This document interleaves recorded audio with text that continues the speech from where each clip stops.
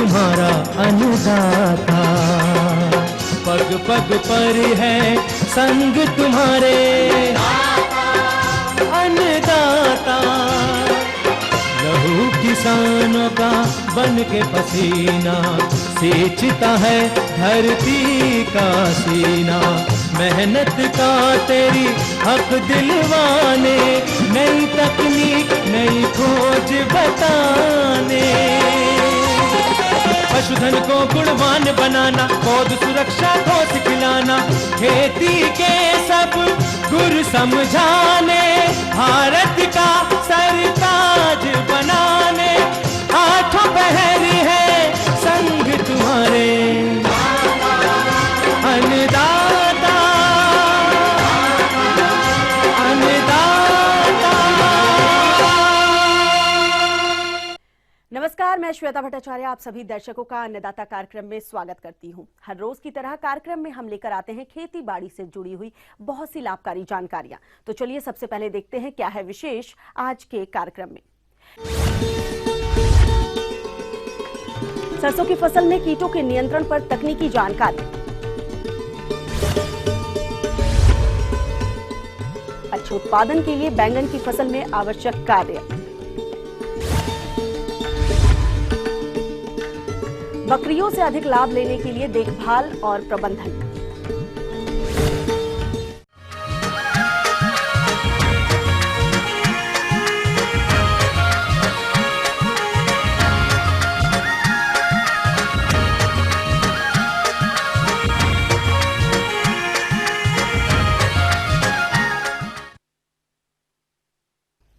सरसों की बुआई जिन किसानों ने समय से की थी उनकी फसल में अब फलियां बनने लगी हैं, और जिन्होंने देर से सरसों की बुआई की थी उनकी फसलों में अभी फूल बनना शुरू हुआ है। किसान भाइयों, इन दोनों ही अवस्थाओं में अगर कीटों का प्रकोप हो गया तो फसल से मिलने वाली उपज कम हो जाएगी। इसलिए फसल पर कीटों का प्रकोप दिखाई देने पर इनका नियंत्रण कैसे करना है, इस पर जानकारी दे रहे हैं कृषि विश्वविद्यालय मोदीपुरम मेरठ के डॉक्टर हेम सिंह यादव।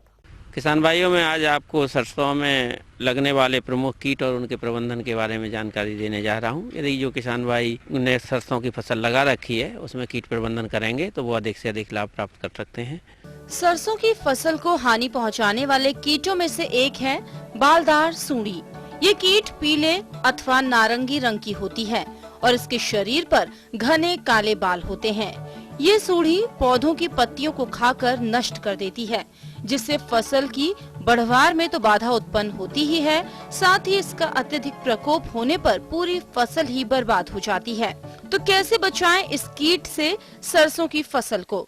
तो उस सिचुएशन में यदि वो कीट है तो उसके लिए कोई भी एक जो पाउडर आता है, डस्ट आती है, तो उसमें ले लें आप कोई भी डस्ट, 10 से 15 किलोग्राम डस्ट को, और उसमें बुरकाव करें तो उस कीट का प्रबंधन किया जा सकता है। हमारे किसान भाई खेत के चारों तरफ ट्रंच खाई भी बना सकते हैं और उसमें पानी भर दें और उसमें कोई भी इंसेक्टिसाइड, डाइमेथॉयट या कोई भी डाल दें, जिससे कि जो सूड़ी है बालदार वो जमीन पर चलकर ही आती है। जब वो खेत के अंदर घुसेगी तो उस खाई में गिर जाती है, फिर वो उसमें जो पानी भरा हुआ है और इंसेक्टिसाइड पड़ा है उसमें मर के उसे मैनेज किया जा सकता है।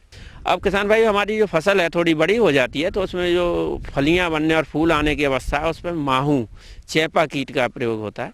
सरसों की फसल में लगने वाला दूसरा हानिकारक कीट है माहू, जिसे एफिड के नाम से भी जाना जाता है।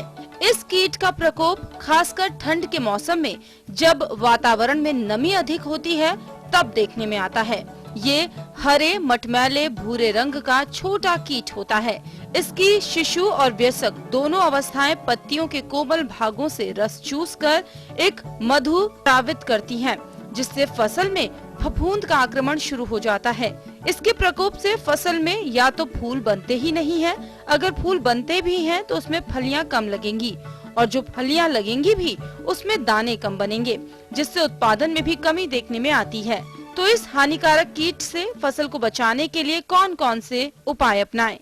तो इस कीट के प्रबंधन के लिए हम डाइमेथॉयट नामक दवा को 750 ml को 400 से 500 लीटर पानी में मिलाकर यदि 15 दिन के अंतराल पर 2 बार स्प्रे करें तो इस कीट का प्रबंधन किया जा सकता है। इसमें ध्यान देने योग्य बात और है कि इसमें एक इसी का प्रेडेटर कीट है, परभक्षी कीट होता है, जो लाल कलर का कीट होता है, जिसके पंखों पे 7 काले रंग के धब्बे पाए जाते हैं। यदि वो कीट आपके खेत में एक पौधे पर 10 से 15 कीट हैं या 7 से 8 कीट हैं तो हमें कोई भी प्रबंधन करने की ज़रूरत नहीं है। वो इसके छोटे कीटों को, माहू के छोटे कीटों को खा के नष्ट कर देता है, तो वो उसका प्रबंधन हो जाता है। क्राइसोपर्ला कार्निया का भी हम उपयोग कर सकते हैं। 2 से 2,500 ppb पर हेक्टेयर के हिसाब से हम उपयोग कर सकते हैं। नहीं तो हम जो दवाएं हैं इसमें लैम्डा साइलेथ्रिन ले लें, इसके 500 ml मात्रा 400-500 लीटर पानी मिलाकर हम इसका स्प्रे करें तो इस कीट के प्रबंधन किया जा सकता है। इस तरीके से किसान भाई यदि हमारे इन कीटों का प्रबंधन करेंगे तो मुझे आशा है कि इन कीटों का प्रबंधन किया जा सकता है, जिससे आपकी फसल को होने वाली क्षति से बचाया जाएगा और आपको अधिक से अधिक उत्पादन प्राप्त होगा, जिससे किसान भाई को अधिक से अधिक लाभ प्राप्त हो सकता है। धन्यवाद। ये थी कुछ उपयोगी जानकारियां। अब लेते हैं एक छोटा सा ब्रेक, जल्द लौटेंगे और कार्यक्रम में आगे है महत्वपूर्ण जानकारियां। बने रहिए हमारे साथ। अच्छे उत्पादन के लिए बैंगन की फसल में आवश्यक कार्य।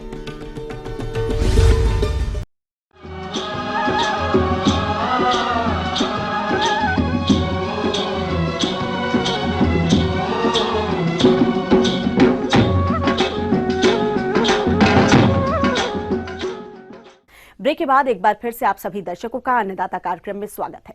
बढ़ते हैं अगली प्रस्तुति की ओर।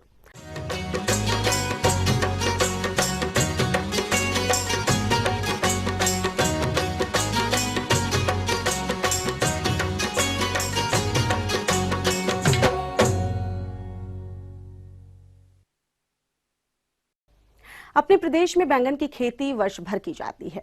जाड़े वाली बैंगन की फसल बढ़वार से लेकर फलन की विभिन्न अवस्था पर है, जिसमें इस समय सिंचाई और उर्वरक प्रबंधन के साथ साथ पौध सुरक्षा उपायों को अपनाने की आवश्यकता होती है। तो किसान भाई बैंगन की फसल में इन प्रबंधनों को कैसे अपनाएं, इस पर अपने सुझाव दे रहे हैं जिला रांची झारखंड के प्रगतिशील कृषक राजेश्वर महतो। मैं बैंगन का खेती कर रहा हूँ। बैंगन जो है हम कई एक स्टेप में लगाए हैं। पहले सितंबर में लगाए हैं जो पूरा फल फूल पूरा दे रहा है, फिर अक्टूबर में लगाया है, फिर दिसंबर में भी लगा रहे हैं। इस तरह से पूरे बैंगन जो है 3 एकड़ में मैं बैंगन का खेती कर रहा हूँ। जो है बैंगन जो देख रहे हैं ये हमेशा किसानों को खरपतवार निकालना चाहिए। हर 20 दिन 25 दिन के बाद खरपतवार निकालना चाहिए। अगर यदि नहीं निकालते हैं खरपतवार तो बैंगन के पौधे में जो है कीड़ा मकोड़ा का अटैक पड़ जाएगा। बैंगन की फसल में खरपतवार न केवल पानी और खाद के लिए प्रतिस्पर्धा करते हैं, बल्कि ये खरपतवार विभिन्न हानिकारक रोग और कीटों को शरण भी देते हैं, जिससे फसल में पौध सुरक्षा उपाय करने के बाद भी ये कीट और रोग फिर से मुख्य फसलों में आकर हानि पहुंचाते हैं। साथ ही खरपतवार फसल की वृद्धि और विकास को भी बाधित करते हैं। ये पौधा जो देख रहे हैं ये मेरा लगभग 35 से 40 दिन का है। इसमें 2 कुड़ाई कर दिए हैं, अभी तीसरा में जा रहे हैं। हर 20 दिन 25 दिन में जो है खरपतवार आ जाता है, उसको साफ करते हैं। 20 दिन 25 दिन में उसका खरपतवार को साफ करते रहना चाहिए और कुड़ाई कीजिएगा। जितना बैंगन को कोड़िएगा उतने आपको ये फल देगा। बैंगन की फसल से अच्छा उत्पादन लेने के लिए फसल की विभिन्न अवस्थाओं पर पोषक तत्वों को व्यवहार में लाना जरूरी होता है। किसान अक्सर आधार खाद के रूप में यूरिया DAP डालकर सोचते हैं कि उत्पादन अच्छा होगा, पर ऐसा नहीं है। फसल की विभिन्न अवस्थाओं पर अलग अलग उर्वरकों का प्रयोग करना चाहिए। आइए जानते हैं अच्छा उत्पादन लेने के लिए उर्वरकों को कैसे व्यवहार में लाना है। किसान भाई जो है कोई भी किसान जो है पोटास का प्रयोग नहीं करते हैं। कोई भी फसल में पोटास 50% कम से कम पोटास आपको दीजिएगा। जितना आप यूरिया डाल रहे हैं उसका आधा पोटास कम से कम आपको देना है। हम इस बैंगन में ड्रिप से भी खाद चलाते हैं और ये ड्रिप में हर सप्ताह में जो है एक बार यूरिया चलाते हैं। प्रति एकड़ 3 किलो के हिसाब से पोटास चलाते हैं 2.5 किलो के हिसाब से, और कैल्शियम जो है सप्ताह में 1 दिन चलाते हैं। और गाय मूत्र का भी हमने प्रयोग करता है और गाय मूत्र जो है ड्रिप में चला देते हैं। इस तरह से हम गाय पेशाब को भी स्प्रे में के रूप में भी प्रयोग करते हैं। दूसरी बात, जब फल फूल आने लगता है उस समय सूक्ष्म तत्व को लोग किसान नहीं डालते हैं। जो हमने ब्रोन का प्रयोग करता है, जिंक का प्रयोग करता है, इस तरह से माइक्रो यूनिट का प्रयोग करते हैं। और ये सारा तत्व अगर पौधा को नहीं मिलता है तो वो उत्पादन में कमी आता है। इस तरह से किसान को हमेशा जो है हर चीज़ को ध्यान में रखते हुए काम करना चाहिए, यही मेरा सलाह है। किसान भाइयों, फसल में सिंचाई भूमि के प्रकार और फसल की जल मांग पर आधारित होती है। यदि आपने सामान्य विधि से बैंगन की फसल लगा रखी है तो इस मौसम 8 से 10 दिन के अंतराल पर सिंचाई करें, या जब भूमि में नमी की कमी हो तब हल्की सिंचाई करें। प्रदेश के बहुत से किसान बैंगन की खेती में ड्रिप का प्रयोग करते हैं, तो वो किसान कब कैसे सिंचाई करे, आइए जानते हैं। पानी चाहिए मात्र 50 ml हर दिन के हिसाब से। हर पौधा में 50 ml प्रतिदिन उसको पानी चाहिए। बहुत ज़्यादा हम लोग किसान क्या करते हैं कि पूरा पानी बहा के पटा देते हैं, जिससे उत्पादन कमी आ जाता है। और ड्रिप में अभी किसानों का वरदान साबित हो रहा है, क्योंकि ड्रिप में सिंचाई करने से जो है इसमें कई एक तरह का बचत होता है। खरपतवार भी कम निकलते हैं, लेबर कम लगता है, खाद भी कम लगता है। इस तरह से मोटा मोटी 75% का बचत हो जाता है। मात्र 25% में ही हम उत्पादन ले लेते हैं। बैंगन की फसल में अक्सर रस चूसक कीट जैसे थ्रिप्स, जेसिड, सफेद मक्खी आदि का प्रकोप होता है, जो कि पौधों के कोमल भागों का रस चूसकर उन्हें क्षति पहुंचाते हैं। इनके नियंत्रण के लिए आप कीट प्रकोप की प्रारंभिक अवस्था में नीम तेल 5 मिलीलीटर प्रति लीटर पानी में मिलाकर छिड़काव करें। इसके बाद भी यदि कीटों का प्रकोप नहीं रुकता है तब इमिडाक्लोप्रिड 1 मिलीलीटर प्रति 3 लीटर पानी में घोलकर छिड़काव करें। बैंगन की फसल में फल और तना छेदक कीट भारी नुकसान पहुंचाते हैं। इसके नियंत्रण के लिए कीट ग्रसित फलों को तोड़कर नष्ट कर दे एवं फसल पर इमामेक्टिन बेंजोएट 5 EC 250 मिलीलीटर प्रति हेक्टेयर की दर से प्रयोग करें। दवा छिड़काव करने के पूर्व तैयार फलों की तुड़ाई कर ले और दवा छिड़काव के बाद 8 से 10 दिन तक फलों की तुड़ाई ना करें। आगे और भी है कुछ रोचक जानकारियां, पर यहाँ पर रुकेंगे एक और कमर्शियल ब्रेक के लिए। जल्द हाजिर होते हैं। बकरियों से अधिक लाभ लेने के लिए देखभाल और प्रबंधन।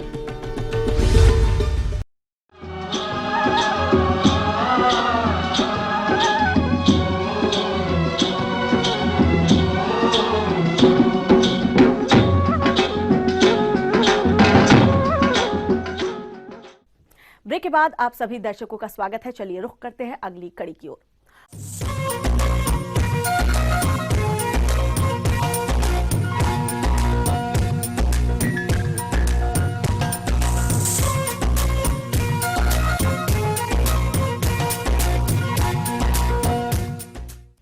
बकरी पालन कम लागत में लाभकारी व्यवसाय होने के कारण इसे छोटे किसान अधिक अपनाते हैं, परंतु इस व्यवसाय से अच्छी आय आपको तभी मिल सकती है जब आप बकरियों की उचित देखरेख करें।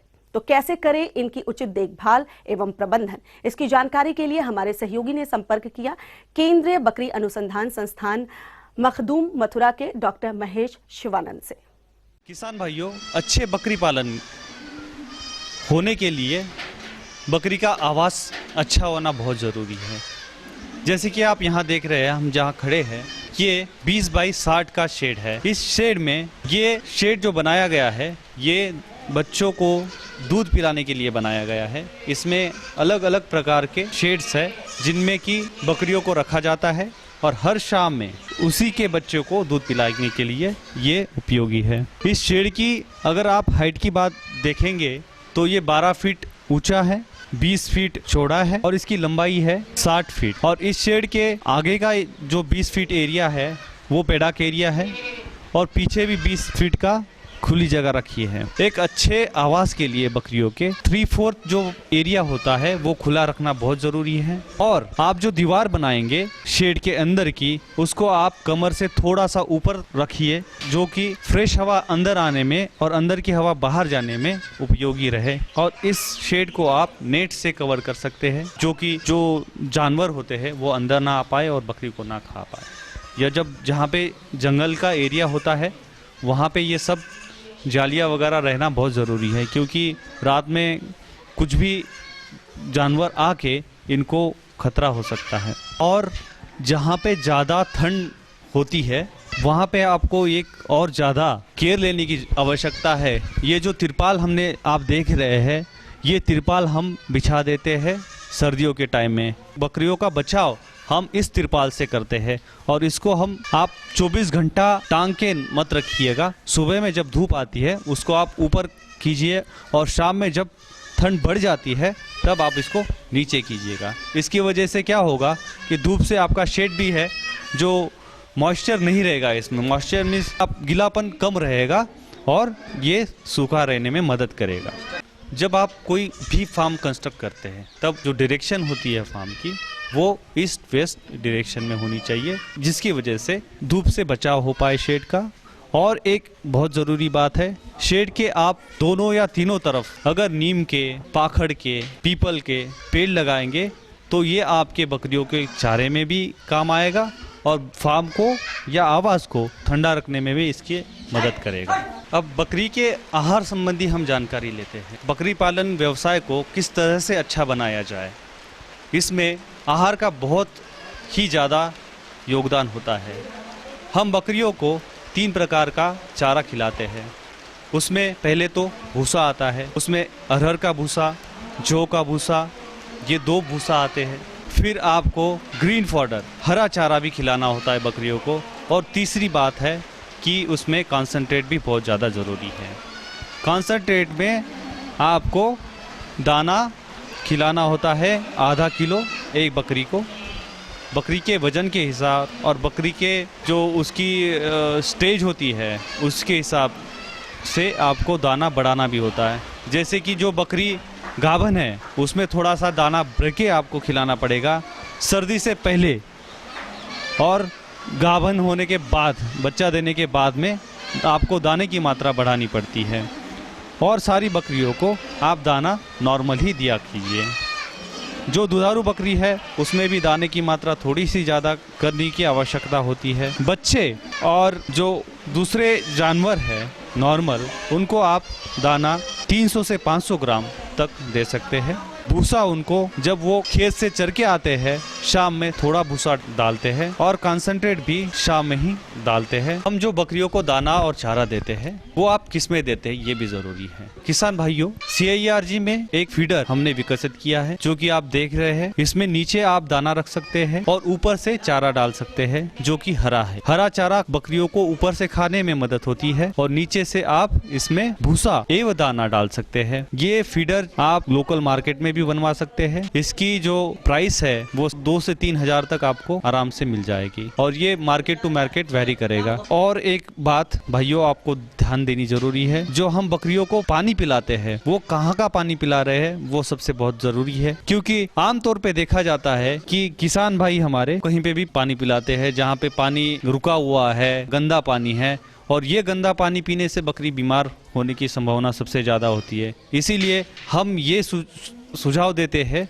कि आप एक टैंक बनाइए पानी का और उसकी पुताई जो है आप हर महीने 2 महीने में चूने से करवाने से बकरियों को कैल्शियम की कमी भी नहीं होगी और वो दूषित भी नहीं होगा पानी, और बकरियां स्वस्थ रहने में इससे मदद होती है। इन सभी बातों का अगर आप ध्यान रखेंगे तो किसान बकरी पालन से बहुत अच्छी इनकम आय प्राप्त कर सकता है और खुशहाल रहने में उसको मदद रहेगी।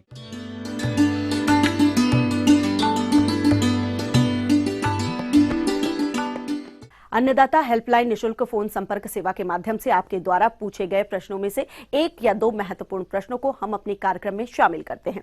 इसी के तहत आज का चयनित प्रश्न और उसका जवाब इस प्रकार है। निःशुल्क अन्नदाता हेल्पलाइन में आज हमने जिस प्रश्न को शामिल किया है उससे पूछा है, मुगरिया हाथरस के शिवनाथ वर्मा ने, आपने दुधारू पशुओं के लिए विभिन्न चारा फसलों के बारे में जानकारी चाहिए, तो इसके लिए देखिए कार्यक्रम का यह अंश। ये राष्ट्रीय डेयरी अनुसंधान संस्थान करनाल में बनाया गया चारा संग्रहालय है। यहाँ पर हमने किसानों के लिए वो घासें या चारे के पौधे लगाए हैं जो एक बार लगाने के बाद 3-4 साल तक लगातार हरा चारा देते रहते हैं। इसकी खासियत ये है कि जो ज़मीन किसान उपयोग नहीं कर पाते, जैसे पानी के खेत की नाली है या रोड किनारा है या जहाँ ट्यूबवेल लगा हुआ है, वहाँ उस ज़मीन को समुचित ढंग से प्रयोग करने के लिए हम ये घास लाए हैं। फारेज म्यूजियम में तैयार की जा रही घास की मुख्य किस्मों में नेपियन घास अर्थात शंकर हाथी घास IGFRI 3, IGFRI 6 व CO 3, RBN 21, PB 10, थिनेपियर, NB 21 व जसवंत धामन घास, अंजन घास, गिन्नी घास, बुंदेल गिन्नी घास, अगस्ती, पैरा घास, चारा वृक्ष, पहाड़ी नंदी व गिन्नी हामिल आदि शामिल हैं। इनमें 20 किस्में बीज वाली और 10 किस्में रूटेड स्लिप घास की हैं। इन घासों में धाम व अंजन घास को बेकार भूमि में भी उगाया जा सकता है। हमारा जो पहला ब्लॉक है, इस ब्लॉक में हमने लगा रखी है नेपियर घास, जिसे कि हम शंकर हाथी घास कहते हैं। इस घास की हमने यहाँ पर 10 किस्में लगाई हुई हैं और ये हमने अपने भारत देश से ही विभिन्न राज्यों से जाके एकत्रित किए लगाई हैं। इसमें से 3-4 वैरायटी हम IGFRI झांसी से लाए हैं, कुछ पंजाब से लेके आए हैं, कुछ राजस्थान से लेके आए हैं और कुछ वैरायटी हमने कोयम्बटूर से मंगाई हैं। और हम यह देख रहे हैं कि हमारा जो ये रीजन है, जिसमें कि नॉर्थ इंडिया, उत्तरी भारत है, इसमें कौन कौन सी सर्वाइव कर सकती हैं। कुछ घासें हमने ऐसी लगाई हैं कि जहाँ पानी की कमी है या सूखा पड़ रहा है, वहाँ पर भी वो साल भर चारा कैसे दे सके। अब कुछ किसान भाई है कि जो आम का, अमरूद का या नाशपाती का या और कोई भी बगीचा लगाते हैं, उसके अंदर जो कि और फसल नहीं ले पाते, वहाँ पर भी हमने ऐसी घास लगाई है जो साल भर हरा चारा दे सके, उसकी गिन्नी घास है। अब मैं पहले बात कर रहा हूँ कि हमारी जो शंकर नेपियर घास है, इसका लगाने का तरीका क्या है। यदि हम बीज से लगाते हैं इस घास को, तो बीज से लगाने पर इसका जो फुटाव या जो जर्मिनेशन है वो 30 से 35% है। तो हम ये रिकमेंड करते हैं किसान भाइयों को कि इसकी जो जड़ होती है, जिस पे कि कलिका, हम बोलते हैं अपनी भाषा में रूटेड स्लिप, यानी कि कलिका निकली हुई जड़, उसी से लगाना चाहिए। ये हमारे यहाँ उपलब्ध है, हम किसान भाइयों को इसको सैंपल के तौर पर देते हैं, या लार्ज स्केल पे चाहिए तो वो भी हम देते हैं। लगाने का तरीका बड़ा सरल है कि यदि आप इसको एक खेत में लगाएंगे तो पौधे से पौधे की दूरी 50 सेंटीमीटर और लाइन से लाइन की दूरी भी 50 सेंटीमीटर रखते हैं। यदि किसान भाई मेड पर लगाना चाहता है तो 50 सेंटीमीटर पौधे से पौधे की दूरी और लाइन की दूरी आप अपनी आवश्यकता अनुसार बढ़ा सकते हैं। जैसे मान लो एक खेत है जिसमें आप चाहते हैं कि हम बीच में दूसरी फसल लें, तो हम 6 मीटर कर सकते हैं, जिससे कि ट्रैक्टर बीच में से निकल सकता हो। या जैसे आपका ट्यूबवेल है, उसके किनारे के आसपास लगानी है, तो उसके लिए सबसे बढ़िया तरीका ये है, पौधे से पौधे की दूरी और लाइन से लाइन की दूरी 50 सेंटीमीटर रखें। छोटा सा गड्ढा इसमें खोदना पड़ता है तैयार करने के बाद, और पैर से उसको ऐसा दबा दो जिससे कि जड़ के आसपास हवा ना रहे और सीधी हो खड़ी रहे। अच्छा ये होगा कि पहली बार जब लगाते हैं, एक के बजाय 2 जड़ लगाएं, यानी कि जो कलिका वाली जड़ 2 लगाएं, जिससे मान लो एक जड़ मर भी जाती है या एक कलिका मर जाती है तो दूसरी चल जाए। हालांकि 90% इसकी सर्वाइवल परसेंटेज है, 90% तक मरती नहीं है, लेकिन कभी कभी जैसे कि मौसम ख़राब हो गया है उस समय मर जाती है। लगाने का समय बड़ा अच्छा है। यदि आपके पास पानी की सुविधा है तो हम मार्च अप्रैल, जबकि गर्मी बढ़ने लगती है, यानी कि आप देसी भाषा में कहें तो जब बरसीम का मैच्योरिटी के आसपास आती है, यानी कि फरवरी के आसपास, या जई को जब काट लेते हैं, या और भी सही देसी भाषा में कहें तो जब किसान भाई गेहूँ या जौ की फसल काटते हैं, उस समय इसको लगा सकते हैं। और जहाँ पानी की कमी है वहाँ आप बरसात के मौसम में लगा सकते हैं। यानी कि लगाने का 2 समय है, एक तो बारिश का मौसम और दूसरा जब गर्मी बढ़ने लगे और सर्दी खत्म होने लगे। एक इसका सबसे बड़ी तरीका क्या है कि पहली कटिंग जो लगाओगे आप, पहली बार लगाओगे तो लगाने के 45 दिन बाद पहली कटिंग आ जाती है। या ये कहो कि जब आप घास के अंदर जाओ और आपकी कमर तक हाइट पहुंच जाए तो वो आपको काट लेनी है। इसके बाद सब्सिक्वेंट कटिंग आपकी 25 से 30 दिन बाद आती रहती है। अब हमने जो गोरगढ़ गांव में लगा रखी है, वहाँ किसान अपनी आवश्यकता अनुसार 15-20 दिन में भी काट लेते हैं। उसका फ़ायदा क्या है, यदि सुबह चारा नहीं है तो सुबह काट लिया, दोपहर नहीं दोपहर काट लिया, शाम नहीं शाम काट लिया। यानी कि किसान अपनी आवश्यकता अनुसार 5 किलो, 10 किलो, 20 किलो जितना चाहे जिस समय काट सकता है। और इसमें एक बार जो लगाते हैं तो गोबर खाद जरूर डालनी चाहिए, जिससे कि बढ़वार अच्छी हो। ऑन एन एवरेज जो हमारा जो 1 हेक्टेयर है उसमें 10 से 12 ट्रॉली सड़ी हुई गोबर खाद डाल देनी चाहिए। उसके बाद जो हर कटाई करते हो, हर कटाई में जैसे जो भी फसल है आपके, उसमें जो आप यूरिया डाल रहे हो तो ऐसे ही इसमें भी हम यूरिया का छिड़काव कर सकते हैं हर कटाई के बाद, जिससे कि बढ़वार तेज होती है। ऑन एन एवरेज 1 हेक्टेयर से हम 2000 क्विंटल हरा चारा प्रति ईयर ले सकते हैं। डॉक्टर बीएस मीणा ने घास की कई किस्मों की जानकारी देते हुए बताया कि संकर हाथी घास बहुवर्षीय है और एक बार बुआई करने से 3-4 सालों तक हरा चारा प्रदान करती है। चारे की कमी के दिनों में भी संकर हाथी घास यानी नेपियर से चारा प्राप्त होता रहता है, जिससे पशुओं को साल भर हरा चारा मिलता रहता है। वृद्धि की प्रारंभिक अवस्था में चारे में लगभग 12 से 14% शुष्क पदार्थ पाया जाता है। इसमें औसतन 7 से 12% प्रोटीन, 34% रेशा तथा कैल्शियम व फास्फोरस की राख 10.5% होती है। इसके थोड़ा सा दिक्कत आती है कि जब सर्दी बढ़ जाती है, जैसे कि 25 दिसंबर है और 15 जनवरी, इसके बीच में थोड़ी इसकी बढ़वार रुक जाती है, क्योंकि सर्दी बढ़ने से पौधों को पूरी गर्मी नहीं मिल पाती, इसलिए बढ़वार रुक जाती है या धीरे धीरे चलती है। तो उस समय किसान भाई क्या करें, जब पुरानी टसक है यानी तीसरे साल में क्या करें, पहले साल ठीक है, दूसरे साल ठीक है, लेकिन तीसरे साल में क्या है कि जो जड़ें पुरानी हो गई हैं, जिन पे कल्ले नहीं फूट रहे हैं, तो उसको इसी समय हटा दें। इसको हम बोलते हैं सुसुप्तावस्था। 15 दिसंबर से लेके 15 जनवरी के बीच का जो 1 महीना है, इसको बोलते हैं हम, जो भी हमारी घास है इनकी सुसुप्तावस्था। उस समय इसकी पुरानी जड़ों को या पुराने टसक्स को हटा दें, जिससे क्या होगा कि नई जड़ों को स्थान मिलेगा और अच्छी से बढ़वार हो जाएगी। ये तो रही हमारी नेपियर की बात। नेपियर की हमारी किस्में मैंने बताई थी, IGFRA number 3, IGFRA number 6, IGFRA number 10, CO3, NB 21, PNB 10, thin Napier, TSH, RBN 10, Jaswant, ये हमारी वैरायटी है जो हमने यहाँ पर लगा रखी है। हम ये उम्मीद करते हैं कि आज का कार्यक्रम आप सभी दर्शकों के लिए उपयोगी रहा होगा। किसान भाइयों, अन्नदाता आपकी सेवा के लिए संकल्परत है। कृषि संबंधित समस्या और सुझाव के लिए आप हमें इस पते पर संपर्क कर सकते हैं। प्रोड्यूसर अन्नदाता, ETV Uttar Pradesh, Uttarakhand, Ramoji film city, Hyderabad 501512। साथ ही आप हमें ईमेल भी कर सकते हैं। हमारा ईमेल एड्रेस है annadaata.up@etv.co.in। इसके अतिरिक्त आप हमें निःशुल्क हेल्पलाइन नंबर 180010845999 पर सोमवार से शनिवार सुबह 10 से शाम 4 बजे के बीच संपर्क कर सकते हैं। अब आइए देखते हैं कल दिखाए जाने वाले कार्यक्रम की मुख्य झलकियां। उत्तर प्रदेश कृषि अनुसंधान परिषद में आयोजित गोष्ठी पर खास अंश। गेहूं की उचित बढ़वार के लिए समन्वित पोषक तत्व प्रबंधन। फिलहाल अन्नदाता की पूरी टीम को दीजिए इजाजत। कल फिर इसी वक्त आपसे मुलाकात होगी कृषि संबंधित कुछ और महत्वपूर्ण जानकारियों के साथ। नमस्कार।